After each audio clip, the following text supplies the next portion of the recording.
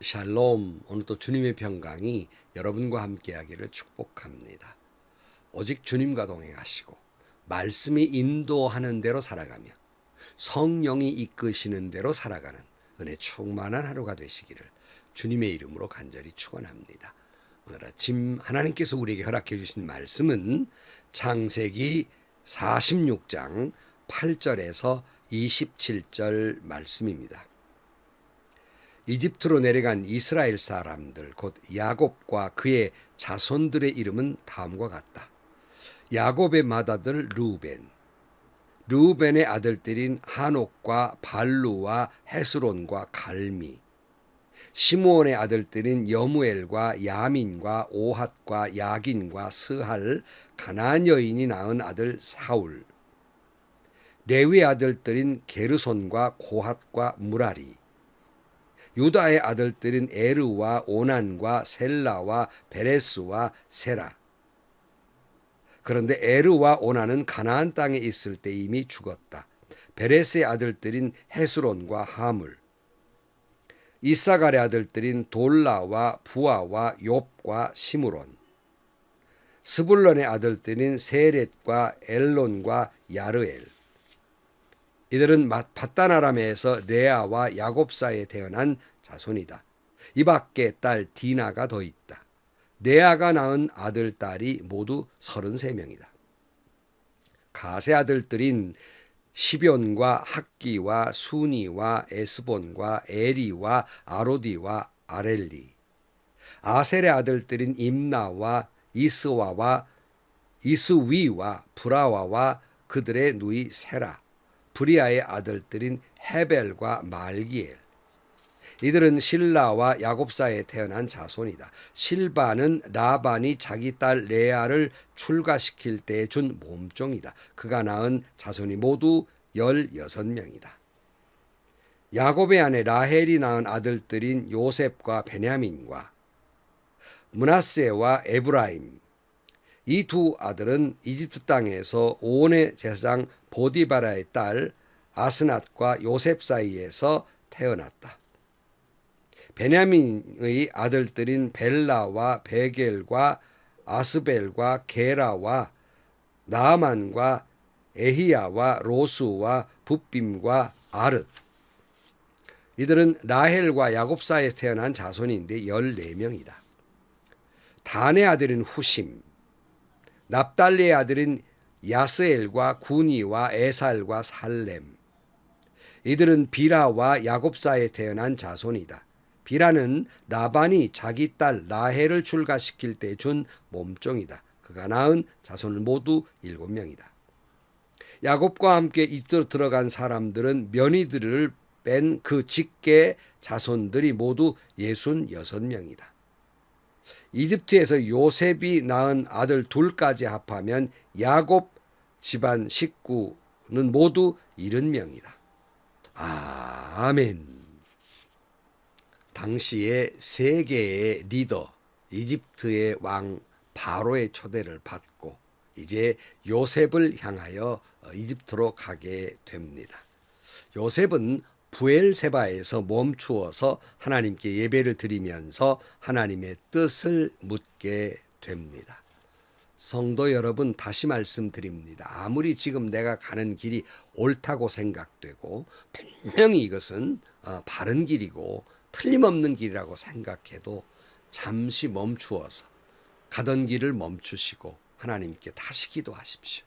옳은 길인지, 이것이 하나님의 뜻에 맞는 길인지를 여러분 기도하고 응답받게 되기를 축복합니다.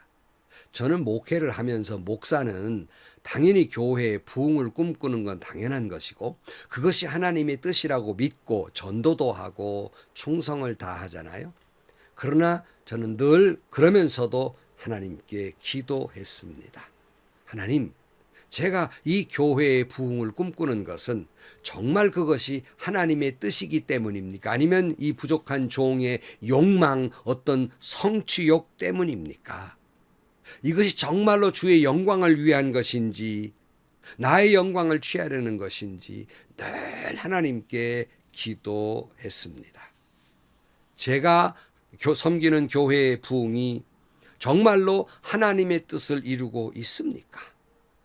내 성취욕, 욕망만 이루기 위해서 하나님의 뜻을 혹시 잊어버린 것은 없습니까? 내 욕심만 생각하는 것은 아닙니까?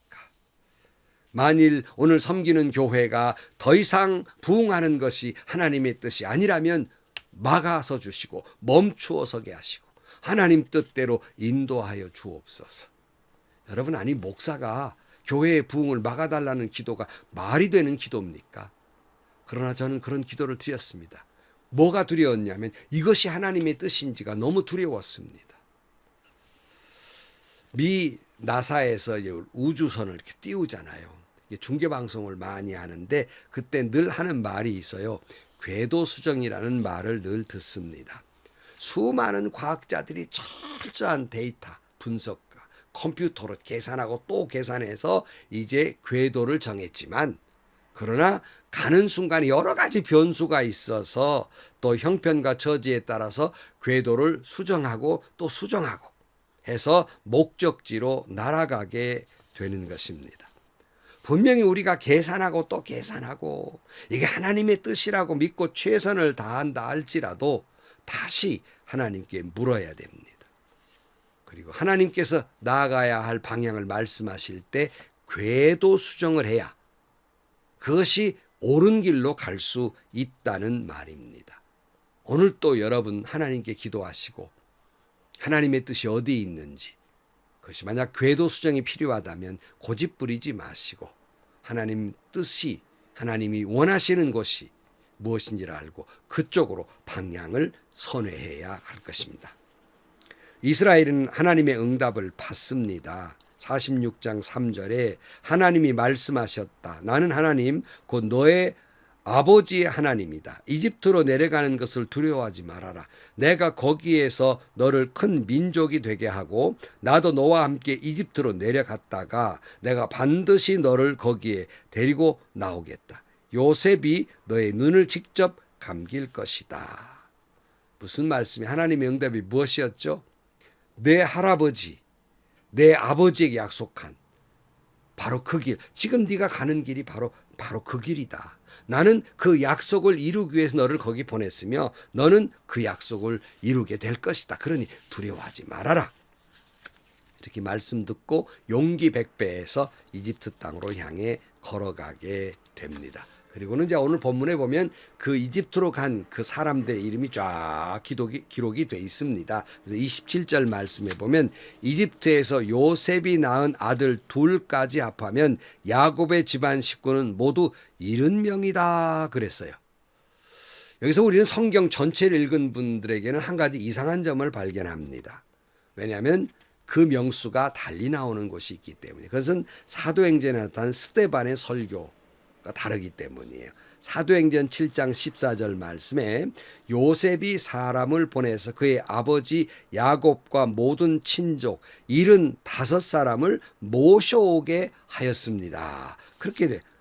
앞에는 70명이라고 그랬는데 뒤에는 75명이라고 이야기하고 있습니다. 왜 성경은 이런 숫자가 차이나는 때가 있을까 하는 의문을 갖게 됩니다. 바로 그것은 이제 그 스데반은 이 모든 명수에 대해서 기록할 때에 꼭 하나님께서 이집트 땅으로 오게 한 자손의 수뿐만 아니라 그것이 정수라고 하기보다는 후에 태어난 자손들, 이런 걸 생각했을 때에 그 이름은 다 기록되어 있지 않지만 75명이다 이렇게 기록하고 있는 거예요. 예, 근데 뭐 요셉이 자녀를 더 낳을 수도 있고요. 기록되지 않은 가운데에서 뭐 이런 기록들이 있습니다. 굳이 왜 이런 틀린 것을 제가 후벼서 여러분들에게 말씀을 드리고 있느냐 하면, 여러분 성경을 과학적으로 또는 논리적으로 어떤 짝을 맞추고 숫자를 맞추려는 것은 어리석은 것입니다. 아니 목사님 여기 이렇게 나왔는데 여기는 저렇게 나왔습니다. 이렇게 이야기합니다. 사람이 지은 책이라면 아마 다 숫자를 맞췄을 거예요. 그러나 그렇게 맞추지 않습니다. 왜 이렇게 나왔습니까? 그러면 고민할 필요 없습니다. 성경은 구원사적인 의미로서 기록한 것이에요. 그러니까 아담 이후로 태어난 모든 사람을 기록하는 것이 아니라는 겁니다. 구원사적으로 꼭 필요한 사람들의 이름만을 기록하고 있습니다. 그러니까 사람의 수도 어떤 때오고 맞춰보면 짝이 안 맞아요. 숫자가 틀려요.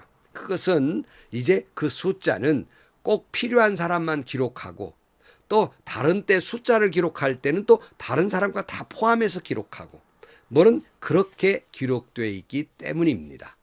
다시 말씀드려서 성경을 과학적으로, 논리적으로, 역사적으로, 기록적으로 판단해서는 어리석은 생각이라는 거예요. 잘못하면 이단으로 빠질 수 있는 것입니다. 성경은 천지만물을 창조하신 하나님께서 우리를 사랑하셔서 하나님의 아들 예수 그리스도를 이 땅에 보내셔서 우리를 구원하신다고 하는 섭리의 과정 그리고 약속 이 모든 것을 기록한 것이지 과학적인 책도 아니고 연대별로 기록한 역사적인 책도 아니고 무슨 인구수를 기록한 그런 책도 아니라는 거예요. 그런 관점이나 어떤 과학적인 관점이나 역사적 관점으로 이해하려면 참 이해하기가 어렵고 서로 간에 오류된 것들을 많이 발견할 수 있습니다. 그러나 성경은 그대로 기록하고 있어요. 왜 그랬을까? 바로 그것은 그 모든 것들을 무슨 통계학적으로 기록한 책이 아니기 때문에 우리가 말씀을 볼 때에는 과학적으로 역사적으로 통계학적으로 보는 것이 아니라 하나님이 이 말씀을 통해 나에게 무슨 말씀을 하시려는가 이것을 하나님의 음성을 듣기 위해서 보는 것이 어떤 논증을 위해서 보는 책이 아니라는 겁니다.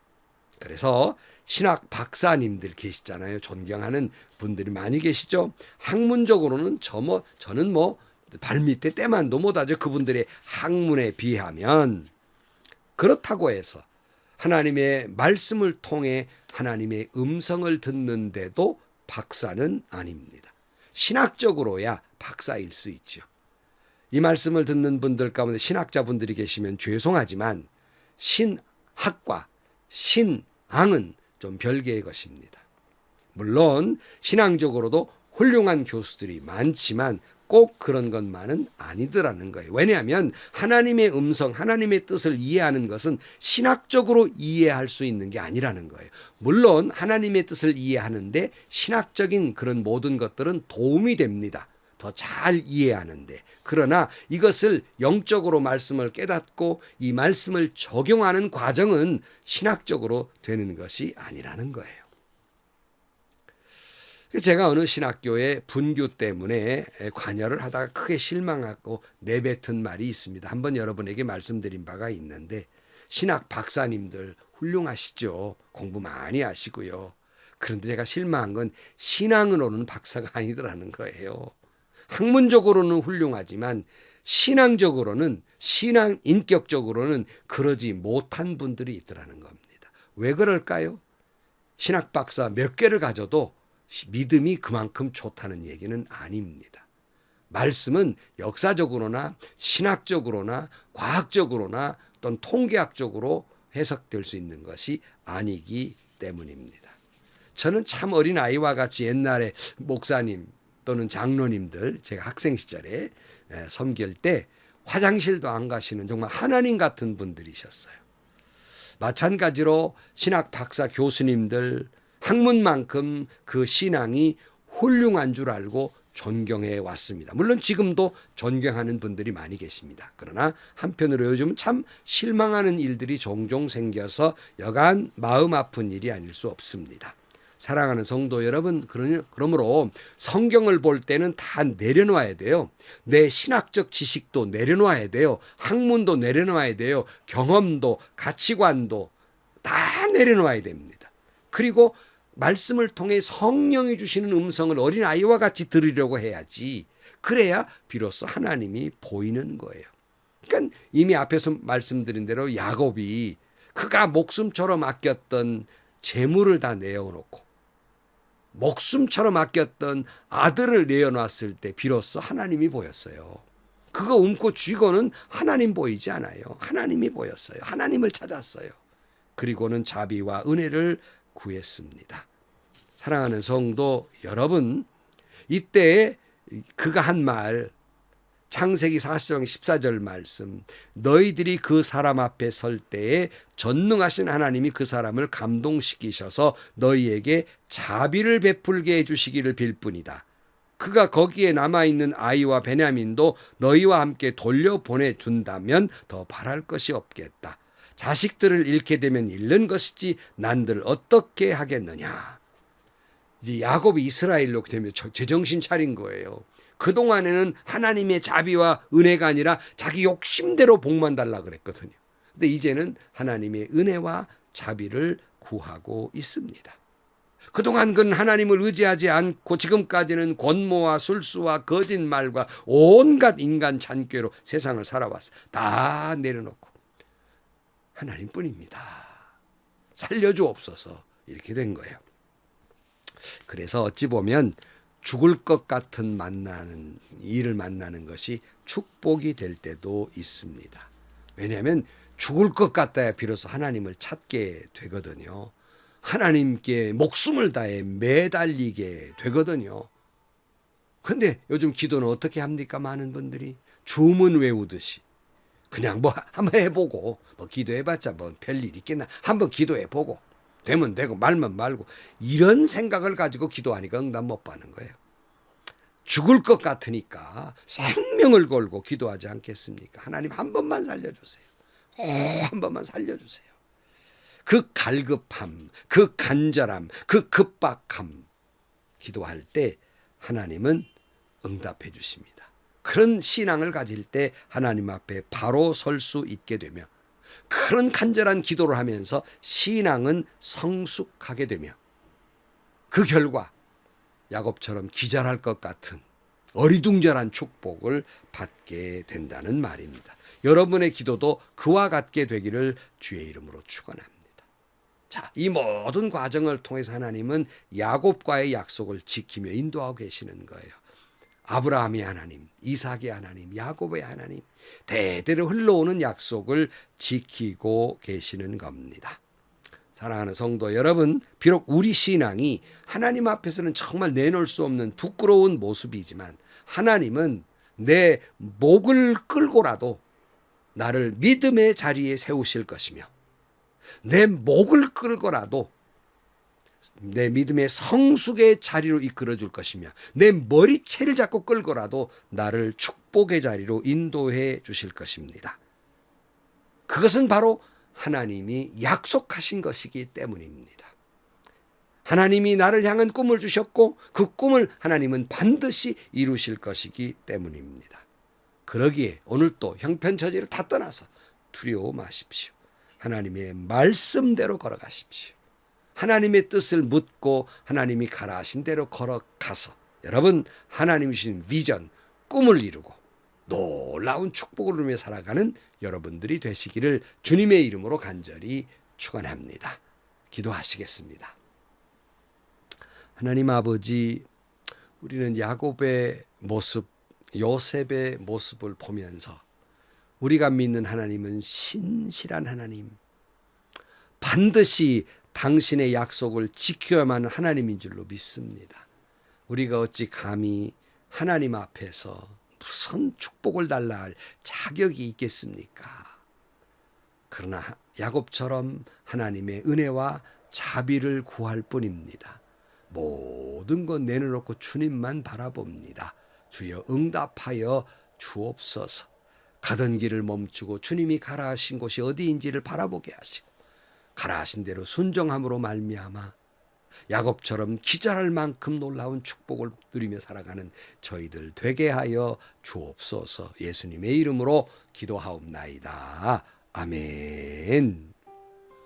여러분, 야곱이 이스라엘이 됐어요. 믿음이 성숙해져 가는 것이죠.